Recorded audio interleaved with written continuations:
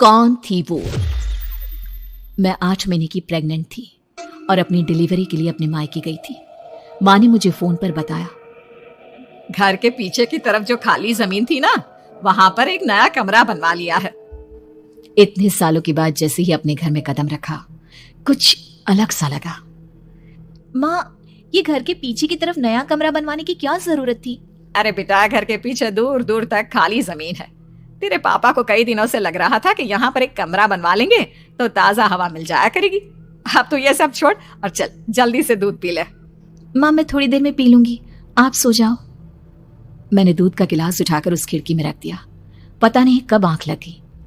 अचानक से खिड़की के पल्लों के खड़कने की तेज आवाज आई। दूध का गिलास धड़ाम से जमीन पर आ गिरा। जमीन पर गिरते ही दूध का रंग लाल हो चुका था। मैंने खिड़की से झांक कर बाहर देखा। चारों तरफ धुप अंधेरा था। उस अंधेरे की तरफ से कुछ आवाजें आ रही थी, जैसे छोटे बच्चे आपस में खिलखिलाकर मस्ती कर रहे हो।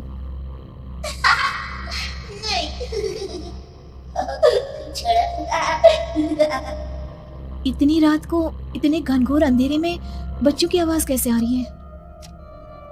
घड़ी में वक्त देखा तो ठीक 12 बजे थे। देखकर मैं सन्न रह गई। बुरी आत्माओं और भूतों की कई कहानियां मैं सुन चुकी थी। वक्त भी कुछ ऐसा ही था। ऊपर से मैं प्रेग्नेंट।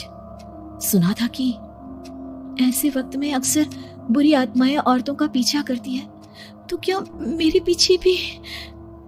पसीने से तरबतर बड़ी मुश्किल से, जैसे कांपते हाथों से मैंने उस खिड़की को बंद किया। जल्दी से जल्दी उस कमरे से बाहर निकलकर माँ के पास जाने के बारे में सोचा, लेकिन जैसे ही दरवाजे की तरफ पलटी, लगा कोई साया हवा की स्पीड से दरवाजे के सामने से गुजर गया। मेरे गले में अटक कर रह गई। मैं जोर से चीख कर माँ को बुलाना चाहती थी, लेकिन वो आवाज खुद मेरे कानों तक नहीं पहुंच पा रही थी। तो माँ तक कैसे पहुंचती?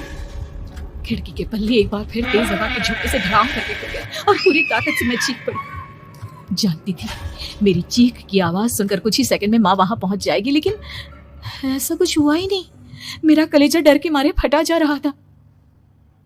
आखिर माँ ने मेरी आवाज क्यों नहीं सुनी? इतनी गहरी नींद में तो माँ कभी नहीं सोती। ठीक पीछे खुली हुई वो खिड़की। मुझ में इतनी ताकत नहीं बची थी कि मैं पलटकर उस तरफ देख भी सकूं।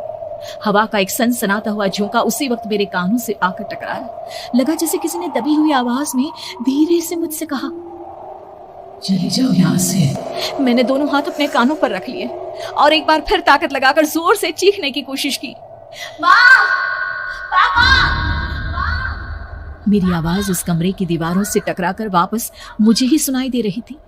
जितनी ताकत के साथ मैंने चीखने की कोशिश की थी, कुछ ही देर बाद उससे कहीं ज्यादा तेज और दर्दनाक चीख मुझे सुनाई देने लगी। ये आवाज ठीक मेरे पीछे खिड़की से आ रही थी। वो आवाज मेरे कानों में पिघलते हुए लोहे की तरह गिर रही थी। उन आवाजों में हैवानियत थी। वो आवाजें किसी इंसान की नहीं है, इतना मैं समझ चुकी थी।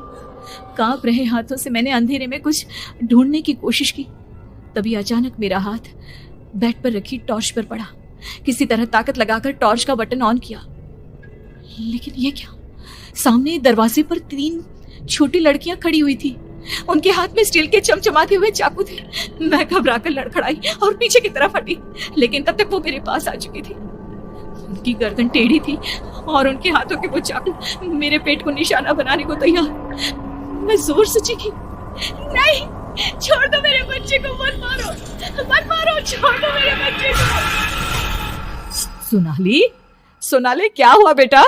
तू इतनी डरी हुई क्यों है? उठ बेटा, क्या हुआ? हड़बड़ाकर मैंने अपनी आंखें खोली। देखा तो दिन निकल आया था। माँ मुझे जगा रही थी। मेरा चेहरा पूरा पसीने से लथपथ था। क्या हुआ बेटा? तुमने कोई बुरा सपना देखा क्या?